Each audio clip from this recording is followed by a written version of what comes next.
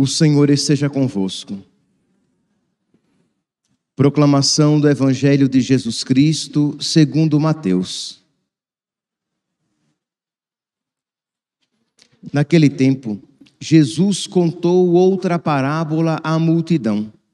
O reino dos céus é como um homem que semeou boa semente no seu campo. Enquanto todos dormiam, veio seu inimigo, semeou joio no meio do trigo e foi embora. Quando o trigo cresceu e as espigas começaram a se formar, apareceu também o joio. Os empregados foram procurar o dono e lhe disseram: Senhor, não semeaste boa semente no teu campo? De onde veio então o joio?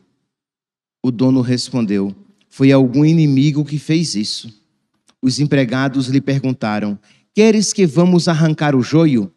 O dono respondeu: não. Pode acontecer que arrancando o joio, arranqueis também o trigo. Deixai crescer um e outro até a colheita. E no tempo da colheita, direi aos que cortam o trigo: arrancai primeiro o joio, e o amarrai em feixes para ser queimado. Recolhei, porém, o trigo no meu celeiro. Palavra da salvação.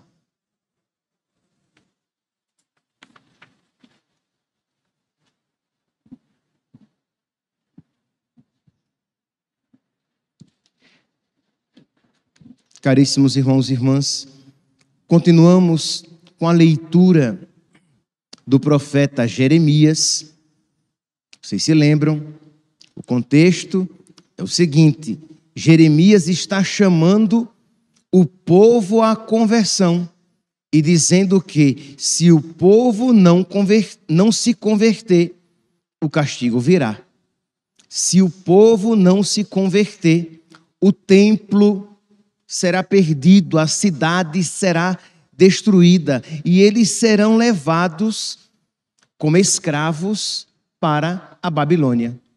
E diz que o povo não só não se converte, como não se agrada em ouvir aquele chamado, isto é, se importuna, se incomoda com o fato do profeta Jeremias chamar aquele povo à conversão. Isso desde o povo até as autoridades. Nós estamos aqui no capítulo 7, mas se nós antecedermos um pouco, nós teremos uma visão mais ampla desta dureza de coração. Mas o interessante aqui é que, não obstante a dureza de coração, é um povo exteriormente obediente, que não obstante a irredutibilidade no pecado, isto é, eles estão irredutíveis, eles não vão ceder, eles não estão dispostos a mudar de conduta. Não obstante isso, eles exteriormente são piedosos, religiosos, obedientes, zelosos pelo culto de Deus. Então, diz Deus por meio do profeta Jeremias. Vamos aqui voltar um pouquinho ao capítulo 6, no versículo 10. Diz Deus por meio do profeta: a quem conjurar para que me escute? Isto é, um povo desobediente que não quer escutar o Senhor. Jeremias chamando o povo à conversão e o povo tapando os ouvidos. Tem ouvidos incircuncisos, ouvidos fechados, incapazes de atender, caçoam, zombam da palavra de Deus, porque não lhes agrada. Meus irmãos, nós sempre que ouvimos a palavra de Deus, nós temos que aplicá-la a nós e ao tempo presente. Então, diante de uma afirmação tão séria como essa, nós devemos nos perguntar: e eu? Será que eu não estou caçoando do Senhor, porque a sua palavra não me agrada? Isto é, será que eu não estou zombando da palavra de Deus? Vocês percebem que esta atitude, muitas vezes, no mais das vezes, é uma atitude sutil. É verdade. Se nós olharmos para o mundo, para as nossas cidades, nós vemos que se caçoa, que se zomba da palavra de Deus explicitamente, com passeatas de orgulho para o pecado, gritando que queremos o direito de matar os nossos filhos na barriga de nossas mães, queremos o direito de abortar, orgulho gay, então o orgulho do pecado, passeatas, milhares de pessoas que vão ali, e às vezes, não poucas vezes, pessoas que se dizem religiosas, pessoas que se dizem cristãs, e até então, que triste, pessoas que se dizem católicas, pessoas de liderança até. Pois bem, então as pessoas, elas exaltam o pecado. Então, aquilo que acontecia lá em Israel, de um modo particular, lá na capital Jerusalém, e por causa disso, Jerusalém, Judá, seria castigado, todo o reino seria levado em exílio. Isso também, meus irmãos, atrai para nós, nação, os remédios de Deus, os castigos de Deus. Por quê? Porque as nações têm virado as costas para Deus, têm zombado de Deus. Deus, o Criador de todas as coisas. Imagine aqui, Deus, o Criador de todas as coisas, está sendo zombado. E as criaturas, aqueles que foram feitos por Ele, viram-lhe as costas e não querem lhe obedecer. Então, aquilo que acontecia em Jerusalém está acontecendo de uma maneira muito mais grave no mundo atual e às vezes, e não são poucas, entre muitos católicos de igreja. Então, meus irmãos, para que Deus tenha misericórdia de nós, nós precisamos suplicar que Ele venha em nosso auxílio, e muitas vezes a vinda do Senhor em nosso auxílio é com os seus remédios, às vezes amargos, mas tão eficazes, que nós chamamos de castigos. Pois bem, então continua aqui o profeta, e ele diz, no versículo 14, Jeremias capítulo 6, versículo 14, pretendem curar superficialmente a fratura do meu povo, dizendo, vai bem, muito bem. E diz o profeta, e não vai bem. Este povo não está bem. Este povo está profundamente doente. Versículo 15, envergonham-se quando cometem abominações, é uma pergunta. Eles se envergonham quando cometem pecado? Eles se envergonham quando cometem abominações? Diz o profeta Jeremias, nem ficam vermelhos, nem ficam ruborizados, não têm vergonha de pecar, não tem, entenda, é claro que já seria mal o pecado escondido, mas é claro que é muito pior quando o pecado é louvado, quando o pecado é apresentado. E meus irmãos, imagine, nós temos pessoas que se dizem católicas e que defendem os direitos reprodutivos da mulher. Com uma palavra tão bonita, eles estão defendendo o quê? O aborto. Quando vocês ouvirem isto, os direitos reprodutivos da mulher, isto é apenas uma forma escamoteada, isso é apenas uma forma disfarçada de se falar a respeito do aborto. Então existem católicos, pessoas de expressão dentro da igreja, isso defendendo a legalização, a bênção das uniões homossexuais. Consequentemente, é claro que as práticas homossexuais, segundo estas pessoas, seriam tão lícitas quanto as práticas entre um homem e uma mulher. E isto dentro da igreja. Que o mundo assim haja, já é triste, mas que aqueles que pertencem à Igreja de Cristo, isto defenda, é terrível. Então não é apenas que pessoas da igreja, infelizmente, que já é terrível, isso vivem, mas pessoas da igreja que isso propagam, que isto propagandeiam, que isto ostentam, como se fosse algo lícito, justo e santo. Então, isso que é dito a respeito de Jeremias, a respeito de Israel, a respeito de Jerusalém, do reino de Judá, isso, infelizmente, meus santos, se aplica a muitos no nosso meio. Eles se envergonham do pecado e diz Jeremias, não, eles não ficam nem ruborizados. Pois bem, diz o Senhor, se eles agem assim, o que me importa o incenso de Sabá?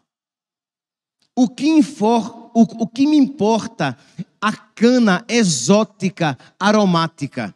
Isto é, os perfumes oferecidos no templo.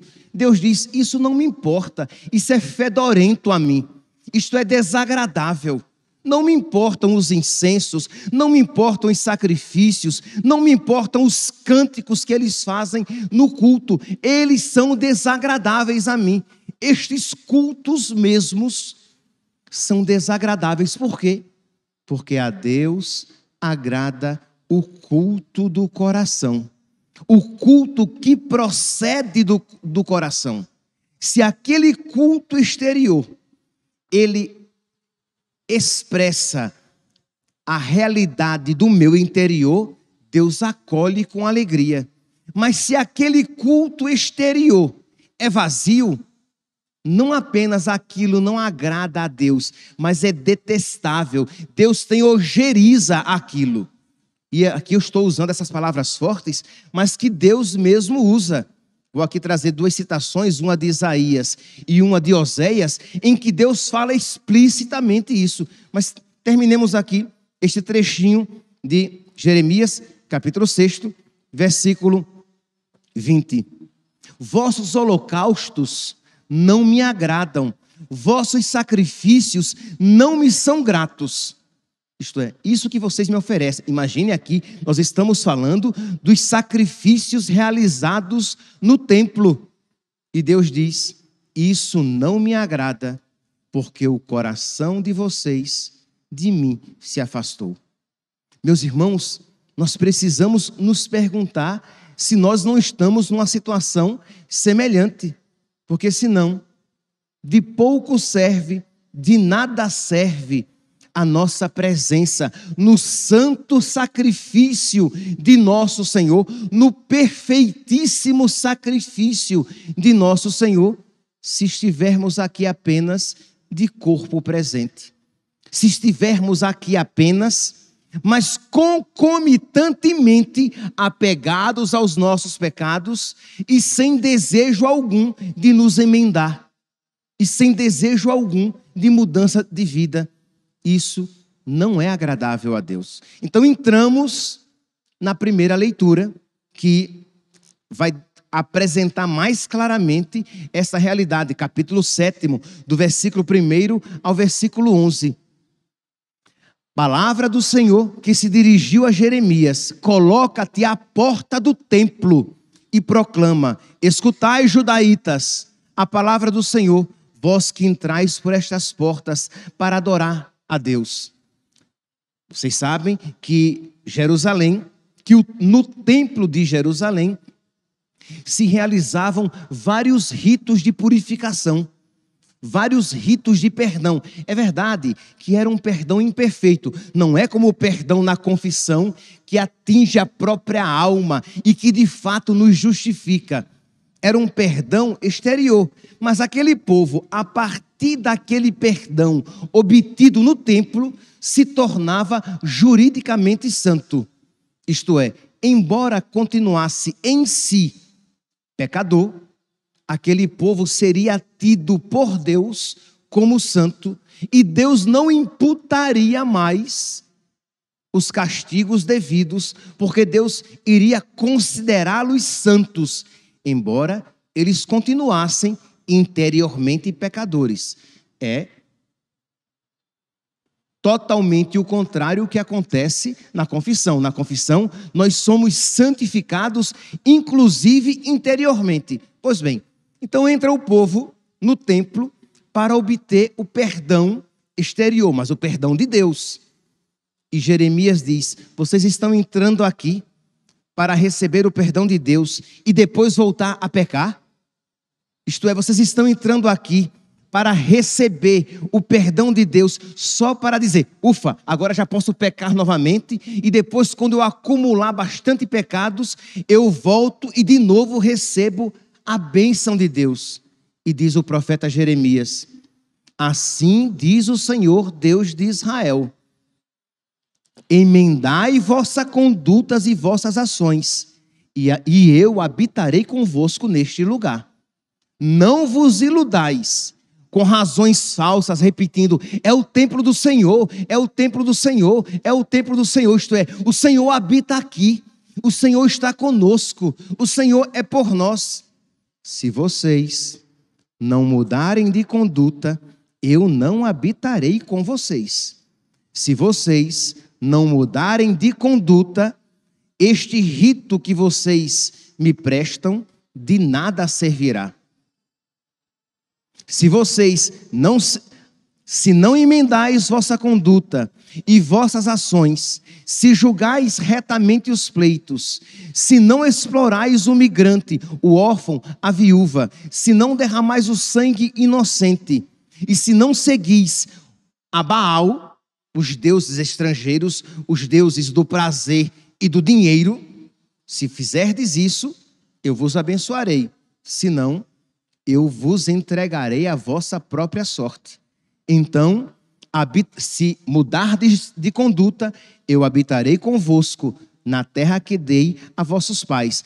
Mas vós vos iludis com razões falsas que não servem, e assim roubais, matais, cometeis adultério, jurais falso, queimais incenso a Baal, seguindo os deuses estrangeiros. Isto é, vocês não querem de fato mudar de vida. E no versículo 11, o profeta Jeremias fecha dizendo: credes que o meu templo seja uma cova de bandidos? Atenção, pois eu ouvi, oráculo do Senhor, vamos, ide a este templo. Isto é, ele está... A citação aqui na primeira leitura, ela está mais clara. Versículo 11: acaso esta casa em que meu nome é invocado tornou-se a vossos olhos uma caverna de ladrões? Vocês conhecem essa passagem de algum lugar? Lucas, capítulo 19, versículo 26, versículo 46. Jesus Cristo, quando entra no templo de Jerusalém, e ele purifica o templo, dizendo que está escrito que esta casa é uma casa de oração, e vós a transformastes num covil de ladrões. Isto é, a mesma reprimenda de nosso Senhor, que fazia da casa de Deus apenas o quê? Um covil de ladrão, de pecado, mas de pessoas que não queriam mudar de vida, que não queriam mudar de coração. E Deus diz, por meio do profeta Jeremias, neste mesmo capítulo 7, se vocês não se converterem, eu tratarei Jerusalém como tratei o santuário de Silo. Silo foi um santuário que foi entregue à destruição, porque o povo não queria se converter. Os filhos do profeta Eli eram maus, eram pecadores, desagradaram a Deus, foram em batalha, levaram inclusive a arca do Senhor, e diz que a arca do Senhor foi apreendida, todos morreram, o templo de Silo nunca mais nele se realizou liturgia alguma, porque aquele povo seguia a Deus de uma maneira exterior. Meus irmãos, o que é que nós queremos dizer com tudo isso? Que a nossa religião precisa proceder do nosso coração. Se você, meu santinho, você reza o terço e você faz coisa boa. Se você reza o terço, se você faz novena, se você faz a quaresma de São Miguel, estamos nos aproximando da quaresma de São Miguel, maravilha. Você faz a quaresma de São Miguel, você faz o ofício de Nossa Senhora, você faz várias outras orações, você carrega a medalha de São Bento. Mas se no seu coração você está apegado ao pecado, isto de nada serve, é abominável a Deus. É abominável a Deus que você carregue o terço. É abominável a Deus que você carrega a medalha de São Bento. Por quê? Porque o seu coração não quer de verdade mudar de conduta. Você quer conciliar o inconciliável, como Israel, como Judá, no tempo de Jeremias. Eles iam ao templo, eles se submetiam às orações, aos ritos da época, mas eles não mudavam de conduta. Eles tinham uma prática religiosa, mas o coração deles estava endurecido no pecado. Eles eram maus, eles julgavam, eles condenavam, eles matavam. Se não matassem, de fato, derramando sangue, matavam no seu coração, com julgamentos, rancores, invejas, vinganças. De modo que nós precisamos ouvir esta palavra e perguntar: meu Deus, não estou eu numa atitude semelhante? Eles iam ao templo, mas nos seus negócios, no seu dia a dia, eles eram pagãos. Você vem à missa, você acompanha pelas redes sociais, você ouve pregações, palestras, participa de grupos de oração, mas quando você volta para casa e liga o seu computador, você é um mundano, você é uma mundana. Quando você vai para o seu trabalho, você se comporta como um pagão com as outras mulheres, desrespeitando a sua esposa, ou com outros homens, desrespeitando o seu marido. O seu relacionamento com o dinheiro é um relacionamento de idolatria. Você é uma pessoa extremamente apegada ao dinheiro. Quando você se recorda daquelas pessoas que lhe fizeram mal, você livremente, você consente e alimenta aquela raiva no seu coração, sem querer perdoar, dizendo: eu sou assim mesmo. Quando você pensa em algumas atitudes que precisam ser mudadas na sua vida, você diz: não vou mudar não, para mim isso não é pecado, eu não quero mudar de conduta. Você muitas vezes aconselha coisas erradas a outras pessoas, aconselha o pecado a outras pessoas. Não tem problema você tomar anticoncepcional. Fulano, você acha que está grávida? Toma a pílula do dia seguinte. Isto é, você dá conselhos maus a outras pessoas. Você sabe que aquele casal, aquele rapaz e aquela moça estão tendo uma vida desregrada, e você diz: o que importa é o amor, que eles se amem, que eles sejam fiéis um ao outro, independentemente de como eles vivem a sua intimidade. Você sabe que o seu amigo é homossexual, que a sua amiga, ela tem uma vida homossexual, e você não aconselha o seu amigo, a sua amiga, a mudança de vida. Você faz cara de paisagem e faz que nem está percebendo nada, age com naturalidade. Você tem até amigos assim, que você frequenta a casa deles e não lhes aconselha a mudar de vida.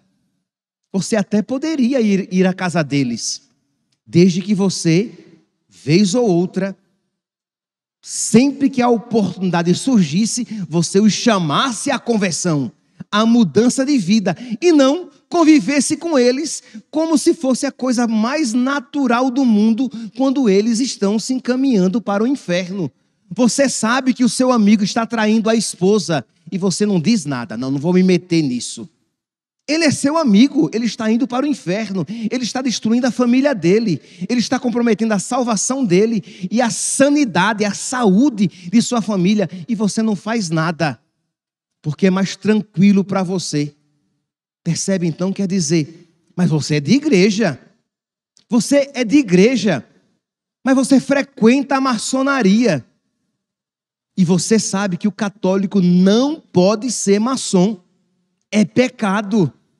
Você tem amigos que são maçons, que vão à igreja e até comungam, e você não diz nada, porque você não quer sair feio na fotografia. Aí ele vai ficar chateado comigo, e Deus muito mais, porque você nada está fazendo.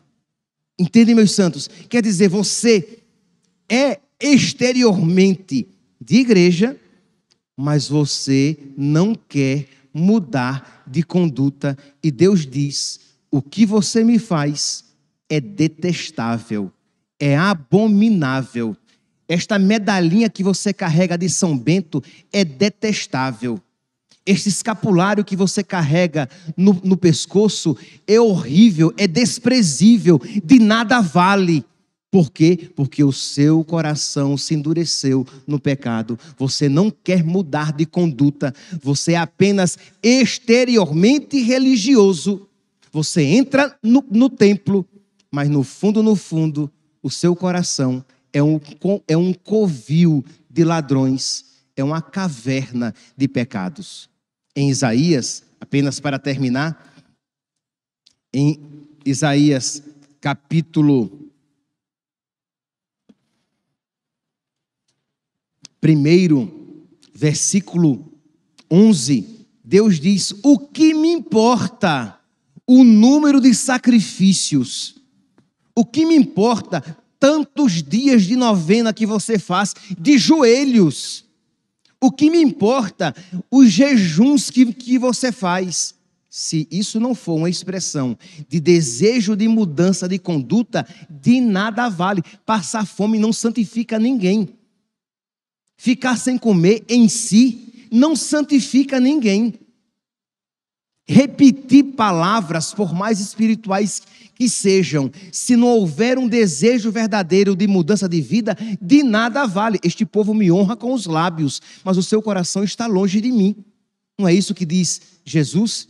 Pois continua aqui o profeta Isaías: eu estou farto, imagine que palavra forte, eu estou cheio dos vossos holocaustos de carneiros, da gordura de cevados, do sangue de bezerros. Quando vindes visitar os meus átrios, eu peço, não me oferteis dons vazios. É forte. Isaías, capítulo 1, versículo 13. Não me oferte dons vazios, não me faça orações vazias, não venha à Santa Missa com coração vazio, não procure a confissão com coração vazio. Isto é, você vai ao padre, você diz todos os pecados que você cometeu, todos, você não esconde nenhum, mas você não está de verdade disposto a não mais voltar a pecar, a pelo menos se esforçar de verdade para não pecar. Você vai, despeja os pecados e volta para acumular mais, para pecar mais. Depois, quando a sacola estiver cheia, você vai, despeja os pecados e volta para cometer mais. E Deus diz: você acha que esta confissão me agrada? Você me ofende se confessando. Entende, meus santos? Uma palavra dura, sem sombra de dúvidas. E é claro que, por causa disso, Jeremias não era muito agradável. O povo não gostava, porque um povo que não quer se converter, uma palavra dessa não quer ouvir. Um povo que não quer se converter, quer ouvir palavras doces. Jesus é amor, Deus é amor, misericórdia e fofura. Quem sou eu para julgar? Deus não castiga ninguém, o inferno não existe, vai todo mundo para o céu. Jeremias isso não disse. Jesus isso não disse, a igreja isso não diz, isso eu não posso dizer. E para terminar, como se já não fosse bastante, mas a última pá de cal, para acabar com o resto, Amós diz, Deus diz, por meio do profeta Amós, eu detesto as vossas liturgias. Crê em Deus Pai Todo-Poderoso. Eu detesto as vossas liturgias. Elas não me aplacam. Isto é, eu não me compadeço. Não é Nossa Senhora que diz lá em La Salette que aquelas desgraças estavam acontecendo porque os sacerdotes não alcançavam de Deus as graças necessárias? Foi Nossa Senhora que disse que eles eram como cloacas de impureza. Pois bem, é isso. É profundamente evangélico, é profundamente bíblico. É isso que Deus está falando por meio do profeta Oséias. Eu detesto, eu não suporto as vossas liturgias e não adianta. Eu não me aplaco com elas, eu não me importo com elas. O meu coração não se volta para vocês com elas, porque vocês não voltaram os seus corações para mim. E continua. Por mais holocaustos e ofertas que trouxerdes, eu não aceitarei e nem olharei. Vocês vão me trazer ofertas, eu nem olho. Vocês vão fazer prece, eu nem escuto. Porque o seu coração está endurecido no pecado, você não quer mudar de vida, você quer apenas rezar e continuar a pecar. E assim, não é possível seguir o Senhor. Meus irmãos, peçamos a Deus por intercessão de Nossa Senhora, que ela como mãe, e mãe tem os seus caminhos, que ela nos alcance a graça de nós querermos mudar de vida. Lembremos-nos, o Deus que nos criou sem nós, não vai nos salvar sem nós, sem a nossa colaboração. Então que ela nos ajude, que ela nos indique, que ela nos ensine, que ela nos mostre o caminho da verdadeira sabedoria, que ela nos ensine o caminho da verdadeira religião. Isto é, que nós expressemos. É claro que nós sabemos, padre, mas qual é a verdadeira religião? É a Igreja Católica? É a religião católica? Disso não temos dúvidas. Mas o problema são os católicos que não vivem verdadeiramente na verdadeira religião em que eles estão. Este que é o problema. Então, nós estamos na verdadeira religião? Estamos. Mas nós estamos verdadeiramente vivendo esta verdadeira religião? Esta que é a pergunta. Então peçamos a Nossa Senhora, minha mãe, me ensine a ser um católico de verdade. Minha mãe, me ensine a prestar um culto agradável a Deus. Minha mãe, me ensine o culto do coração, o culto da alma, o culto do espírito. Porque se houver um culto, um amor verdadeiro a Deus na minha alma, no meu coração, no meu espírito, o meu terço será tão agradável a Deus. A minha medalhinha de São Bento expressará a minha inimizade com o diabo e a minha busca de Deus. O meu escapulário será a expressão da minha filiação de Nossa Senhora e a minha abertura de receber dela todas as graças para a minha salvação. Mas tudo isso será válido e eficaz, porque existe um culto na minha alma, no meu coração, no meu espírito. Que a Virgem Maria nos alcance esta graça, para que nós possamos ser alcançados por Deus. Louvado seja nosso Senhor Jesus Cristo, para sempre seja louvado.